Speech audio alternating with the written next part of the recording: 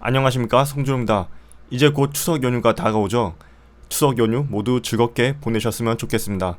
오늘은 구속된 경우에 어떠한 구제 방법이 있는지, 즉 어떻게 하면 석방될 수 있는지에 대해서 말씀드리고자 합니다.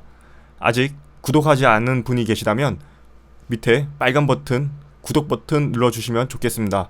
그럼 시작하겠습니다. TV를 보시면 보석이란 말 한 번쯤은 들어보셨잖아요.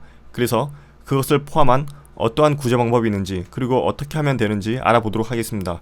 먼저 여기에 있는 칠판을 같이 보면서 말씀을 드리겠습니다. 수사 진행 상황에 따라서 제가 화살표를 그려놨습니다. 수사가 진행되다가, 즉 경찰, 검찰 단계에 있다가 중간에 펜으로 잠깐 바꾸겠습니다. 여기서 검찰이 법원에 기소한다는 거 많이 들어보셨죠? 그래서 여기다가 기소라고 쓰겠습니다. 기소가 되고, 그러면 앞에 단계는 경찰, 검찰을 포함한 수사 단계라고 하겠습니다. 수사 단계. 좀 이게 펜으로 쓰는 거니까 좀 잘 글씨가 이쁘지 않은 점 양해 좀 부탁드리겠습니다. 그리고 기소된 이후의 단계를 법원 단계라고 하겠습니다. 법원. 그러면 수사 단계에서는 어떤 제도가 있느냐? 수사 단계에서는 구속적부심이라는 제도가 있습니다. 구속적부심사 제도요. 그리고 법원 단계, 기소된 이후에는 보석이라는 제도가 있습니다. 이거는 많이 들어보셨을 거예요. 좀 앞에 있는 구속적부심사가 좀 생소하게 들릴 수 있을 겁니다. 시간적으로 본다면 구속적부심사가 더 앞이죠. 왜냐? 보통 구속은 수사 단계에서 되니까요. 구속적부심사, 보석은 본질적으로 같은 제도입니다. 불구속된 상태에서, 즉 구속되지 않은 상태에서 수사와 재판을 받을 수 있게끔 하는 제도입니다.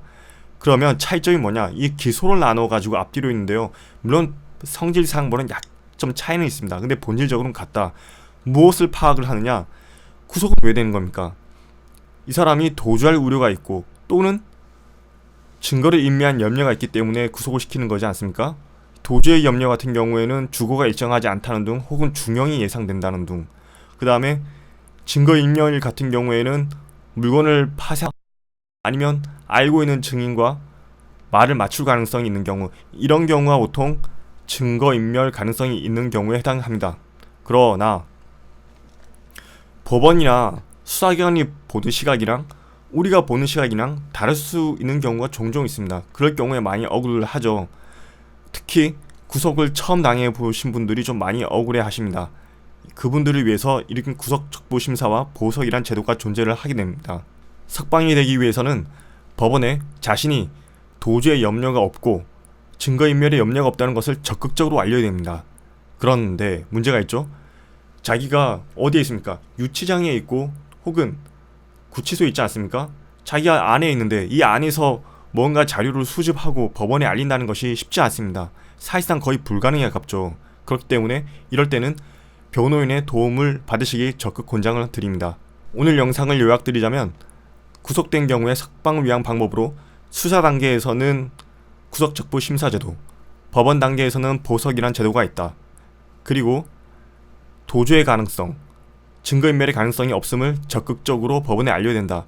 스스로 이것을 법원에 알리기에 버겁다면 변호인의 도움을 받으시길 권유드린다가 오늘 영상의 요지입니다. 오늘 영상이 도움이 되셨나요? 도움이 되셨다면 구독과 좋아요 부탁드리겠습니다. 저는 송준호였습니다. 감사합니다.